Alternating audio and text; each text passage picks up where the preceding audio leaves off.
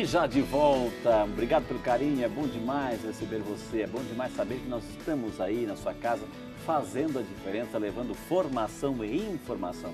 É por isso que existe o Vida e Saúde, é por isso que o Vida e Saúde tem esse destaque aí na sua vida, na sua casa, e a gente tem esse compromisso com você de levar informações. Por isso trazemos grandes médicos, grandes especialistas, como a doutora Mira Cunha, médica endocrinologista e também professora de endocrinologia na PUC Campinas, e está aqui falando tudo que a gente precisa ouvir, alertas, esclarecer e entender sobre o diabetes, para depois passar para frente também, né? Sem alarmar, mas também sem diminuir a gravidade da situação. Sabe que está aumentando ainda muito mais o quadro de diabetes no Brasil. Temos pergunta, diretor? Vamos lá, vamos às ruas, o povo tem voz, o povo pergunta aqui.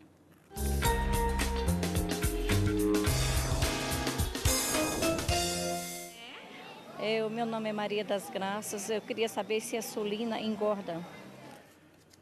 Olha, doutora Maria das Graças, eu quero dizer para a senhora também que fique atenta que nós vamos trazer a doutora aqui só para falar também sobre obesidade, viu? Mas vamos dar assim um gostinho para ela, doutora. Insulina em excesso engorda também, doutora? Então, na verdade, não é a insulina em excesso, né? Então, o que acontece? Lembra que eu contei que a insulina, o que ela faz? A gente come, né? Esse alimento se transforma em glicose. Esse alimento está na corrente, essa glicose está na corrente sanguínea, só que ela precisa ir para a célula, não pode ficar só no sangue.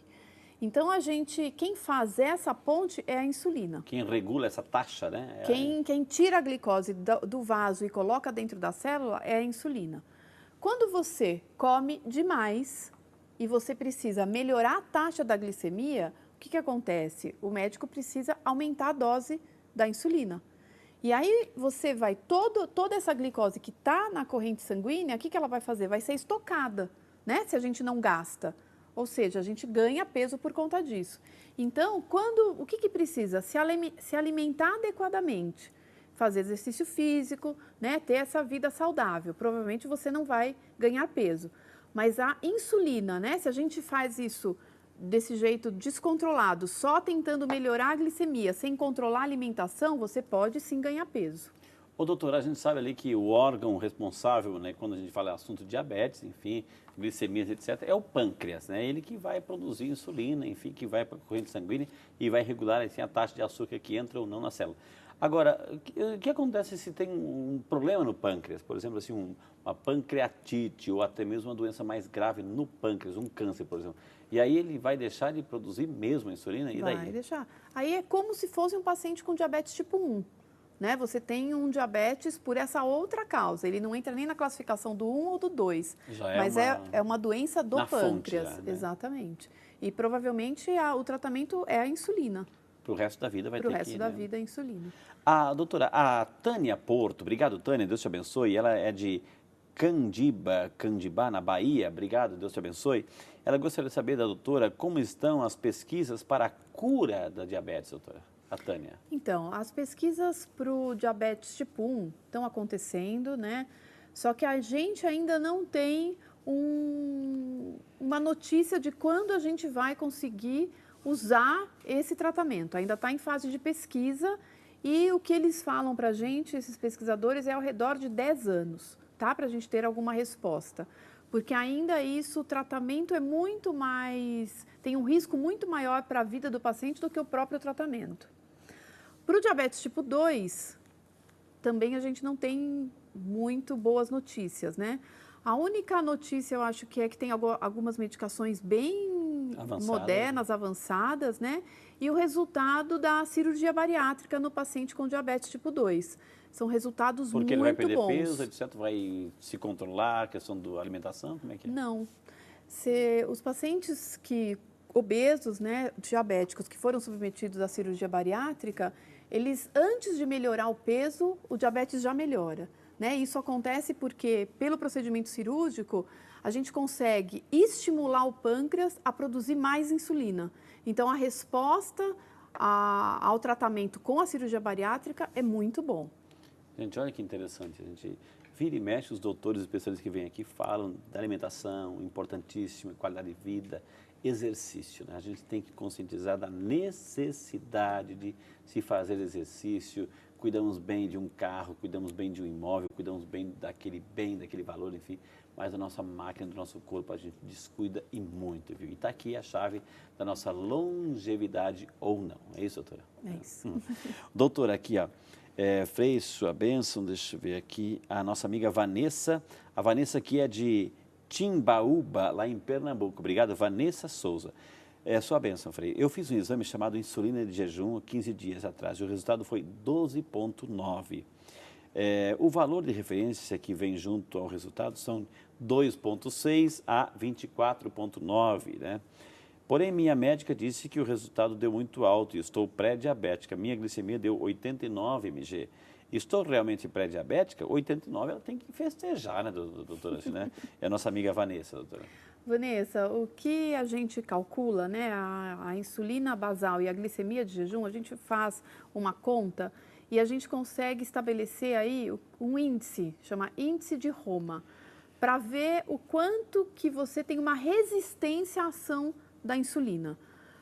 Mas assim, por esses valores que você me disse, parece que está tudo bem mesmo, tá bom? Mas foi com essa intenção que a médica que pediu esses exames, para ver esse funcionamento. Que maravilha, parabéns, viu? Parabéns. Continua perseverando, não é porque está bem que vai abusar depois. Continua, você está no caminho certo, viu?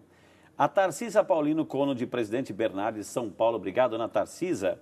O marido dela, de 68 anos, ele tem diabetes tipo 2. Ele tomava um remédio, ele tem creatina 2,8. Começou a ter hipoglicemia. Será que é importante trocar o remédio? Pergunta a nossa amiga Tarcisa. Acho que, Tarcisa, se a senhora está acompanhando, se o médico receitou, enfim, fala com ele, mas é importante não ficar, a médica aqui não vai dizer, muda para esse, não é o médico que está cuidando, tomando conta, né, doutora? Tarcisa, não posso mexer na medicação, né? O rim já não está muito bom, então precisa cuidar, precisa tomar cuidado. O Antônio Sérgio Macedo Silva, de Linhares, Espírito Santo. Obrigado, Antônio. Se você fizer uma cirurgia de desvio de estômago, isso sara a diabetes? É justamente o que a senhora acabou de falar, Isso, Antônio, é justamente o que eu acabei. Então, a gente ainda não usa o termo curado do diabetes, tá? A gente vai falar que está controlado. Mas o que a gente sabe é que tem uma melhora bem importante do diabetes com a realização da cirurgia bariátrica. Porém... Do diabetes tipo 2... tipo no paciente obeso. Agora, a cirurgia não é porque sabe que é um bom remédio para o diabetes que eu vou lá, eu estou direito de marcar uma cirurgia. A cirurgia bariátrica também tem todo um processo, né, doutora? Lógico. Né? Não pode ser, eu vou marcar porque eu vi no programa Vida e Saúde que a médica falou que fazer cirurgia bariátrica vai acabar o diabetes. Opa, né? Alerta, tem também quadros, situações que a pessoa pode ou não fazer essa cirurgia bariátrica. Não é só marcar como trocar de roupa, não é isso, né? Doutora, a Maria Clara Mauro de Vinhedo, São Paulo, obrigado, Maria Clara. O ômega 3 e o cálcio fazem mal ou bem para o diabetes? Pergunta aqui a Maria Clara, doutora.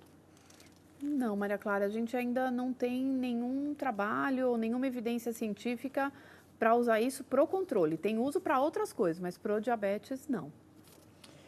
Muitas perguntas. Vamos lá para Criciúma, Santa Catarina, dá tempo ainda, claro. É Luzia Machado Martins. Dona Luzia, Deus te abençoe. Um beijo para a senhora, obrigado pela companhia aqui no programa. Hoje fiz tomografias, pelve, abdômen e tórax. Desde ontem não tomei o remédio da diabetes, o glifage, ela toma glifage.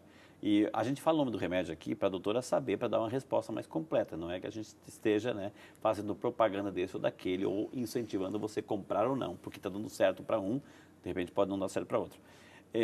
Eu fui fazer o exame e terei que ficar mais 2 dias sem tomar o remédio. E hoje minha diabetes está em 200, 210, 220. Posso ficar mesmo sem a medicação por mais 2 dias? Tive que tomar água com iodo toda noite e acho que por isso pediram para não tomasse a medicação. Doutora, a partir dessa pergunta, assim, de repente a pessoa que pediu um hemograma, um exame, tem que ficar 12 horas em jejum. Essas 12 horas, ou esse tempo de jejum, eu não posso nem tomar o meu remédio, doutora? Então, depende para cada exame, mas geralmente assim, pode tomar com um pouquinho com água, né? Não tem problema nenhum. É a alimentação mesmo que vai alterar O remédio pode, né? Isso, para esse tipo de exame que nós estamos falando, né? Tem vários outros que podem ter interferência, mas para a glicemia, para esse controle do diabetes, é só alimentação para fazer um hemograma, mesmo. aquele hemograma pode... A tomografia é por causa do contraste mesmo, tá? Você pode, uma orientação que é dada mesmo para o paciente não tomar a metformina, né? Que é o componente do glifage. Básico, né? Exatamente. Mas assim, ficar com essa glicemia alta, às vezes é interessante ela contactar o médico dela para ver se tem uma outra opção aí para essa glicemia não subir tanto. Por isso que tem que ser multidisciplinar, doutora, assim, né? Você está fazendo um tratamento, um exame para uma coisa, está interferindo em outra. E os dois têm que conversar, né, doutora? Exatamente, mas assim, não é para tomar. E, olha, não é para tomar, viu? Nesse caso. Doutora, aqui mais perguntas chegando. Olá, gostaria de saber se existe realmente uma incidência de diabetes tipo 1 aumentando, pois tenho um filho com diabetes tipo 1 e não me lembro mais da minha infância de ninguém próximo ter ou conhecer. A Márcia de Três Lagoas enviou um e-mail aqui, doutora, ou seja, está aumentando isso? Ela tem um filho com isso? Tem uma evidência de um aumento, sim, de toda doença autoimune, né? Inclusive do diabetes tipo 1. Mas você não deve ter ouvido falar porque não é uma doença tão comum, não é rara, mas assim, para a gente ter ideia de todos os diabetes que existem, né? Só 10% é diabetes tipo 1. Então, é uma porção bem menor. Mas tem tido, sim, um aumento na incidência da doença no mundo todo, não só no Brasil. A Maria de Lourdes Cruz da Silva, de Cabo de Santo Agostinho, lá em Pernambuco. Obrigado, Ana Maria. Deus abençoe a senhora. Obrigado pela participação. Seu esposo tem diabetes e está sentindo uma dormência em seu pé. O que devo fazer? Causa essa dormência, doutora? Pode causar. É aquela neuropatia que eu comentei com você. Entendi. Tá? É a lesão já dos nervos, né? Que fazem essa alteração da sensibilidade. Então, primeiro a gente tem uma perda da sensibilidade e depois essa sensação de dormência, esquentar, formigamento. Então, ele tem que falar com o médico que está cuidando dele, né? Com o clínico, porque tem algumas medicações que a gente pode usar para melhorar.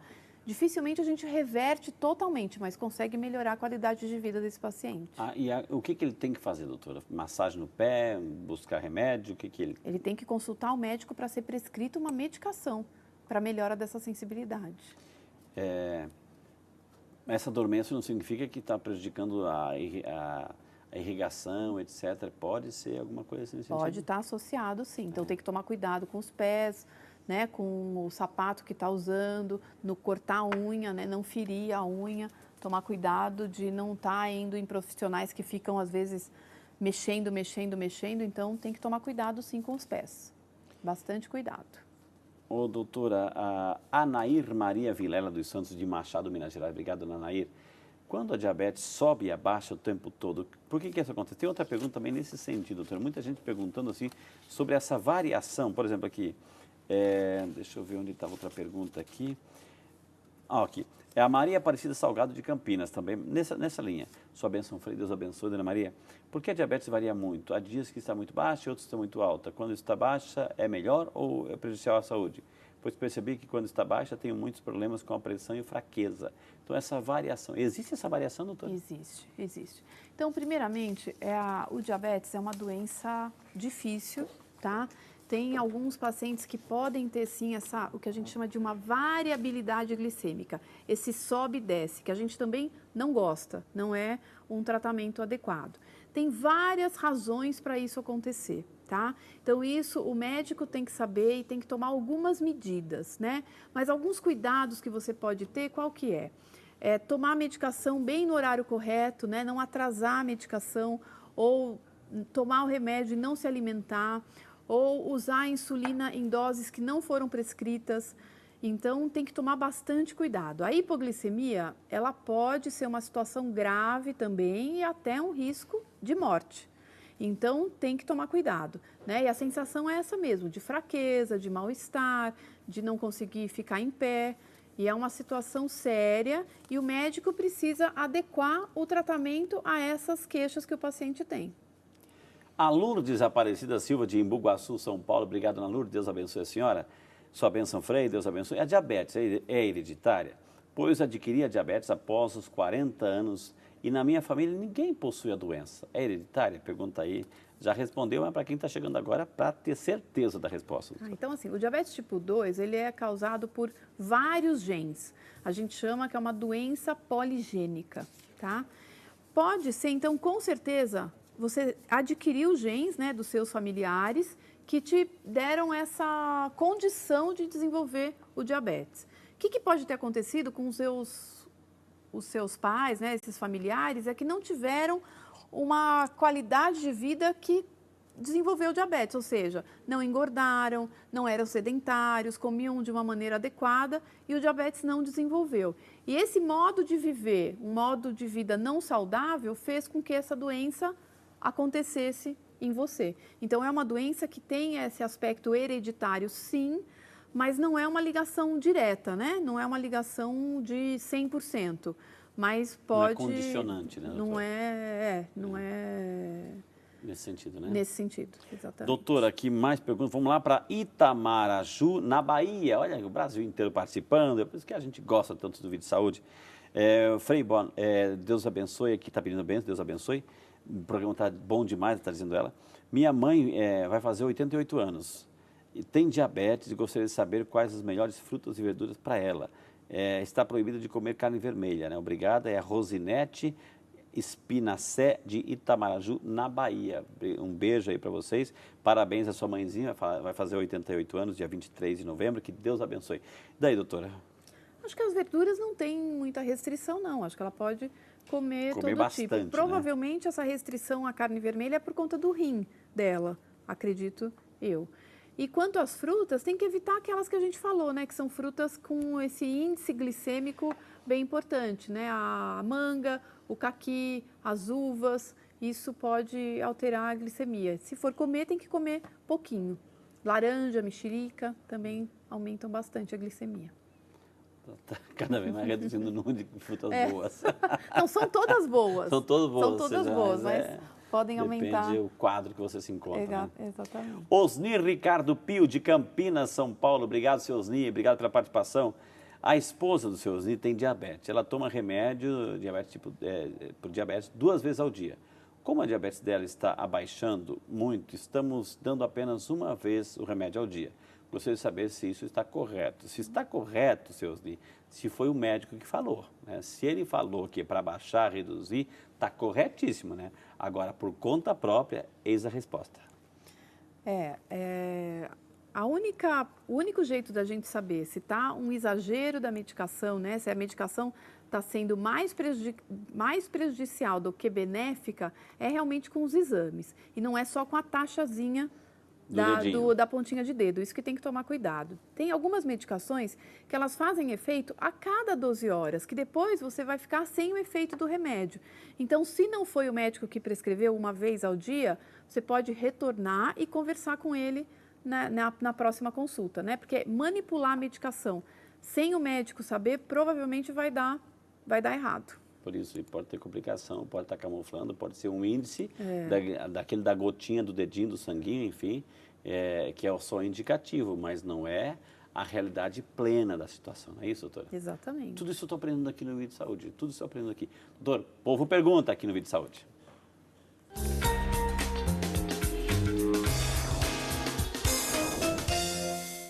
Meu nome é Thalita, eu gostaria de saber se o álcool pode afetar a diabetes.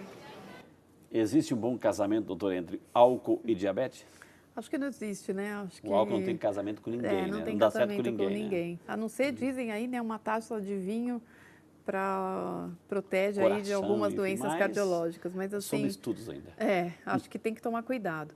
Então, o álcool, ele tem alguns problemas. Primeiro que tem uma taxa de açúcar grande, né? Então, você pode alterar a glicemia, aumentar a glicemia. E quando em excesso, a gente pode fazer o contrário, né? É uma hipoglicemia.